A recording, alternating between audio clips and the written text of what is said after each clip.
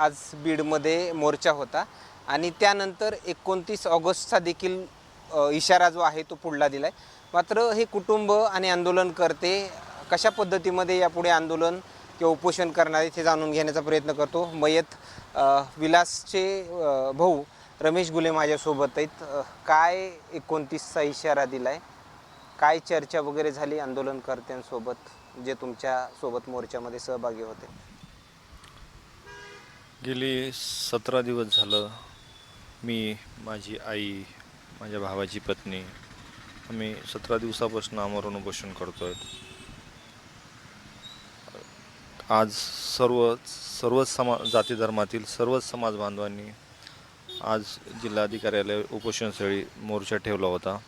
त्या मोर्चामध्ये सर्वच समाजातले बांधव आले होते आणि सर्व समाजातल्या बांधवाच्या आणि सर्व नेते मंडळीच्या आणि या केसला आम्ही इथून प्रस्ताव पाठवला की ही केस लढण्यासाठी गुणरत्न सदावर्ते साहेबांना आम्ही नियुक्तीचा प्रस्ताव दिला.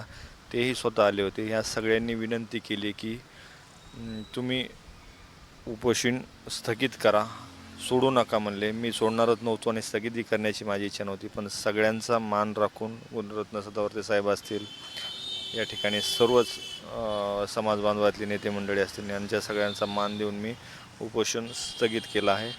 आणि येत्या 29 तारखेला आम्ही बैठक घेऊन निर्णय घेतल्यानंतर आमची भूमिका स्पष्ट करू आम्ही. खरं तर गुणरत्न सदावर्तेंची मागणी तुम्ही केली किंवा ते वकील मिळावे, मात्र हे सरकार असेल किंवा प्रशासन असेल हे सकारात्मक विचार आता या पुढे करेल असं वाटतंय का? कारण की अटकेची जी मागणी आहे त्याकडे मात्र दुर्लक्ष केलं गेलं आहे.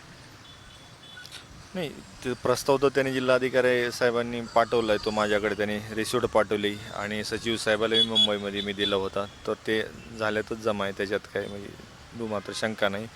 पण महत्त्वाचं जे माझ्या भावाची हत्या करणारे हे जे खरे सूत्रधार आहेत, यांना पाठबळ दिलं, त्यामुळेच माझ्या भावाची हत्या झाली. यांना या लढ्यातून आम्ही सोडणार नाहीत, या न्यायालयीन लढ्यातनं. आणि मी 29 तारखेनंतर भूमिका स्पष्ट करून पुढची दिशा आपल्याला नक्की कळवू.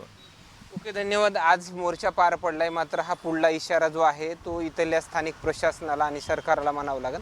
आणखीन काही नवीन अपडेट्स मिळतील का हेही पाहणं तेवढंच महत्त्वाचं ठरणार आहे. मात्र आत्तापासून 29 ऑगस्टपर्यंत जो हा कार्यकाळ जाणार आहे, हा तपास यंत्रणा यामध्ये काम कशा पद्धतीमध्ये करतील, सौरभ सोनवणे यांच्यावरती कारवाई होईल का, यावर मात्र प्रश्नार्थक चिन्ह जे आहे ते उपस्थित राहताना पाहायला मिळते.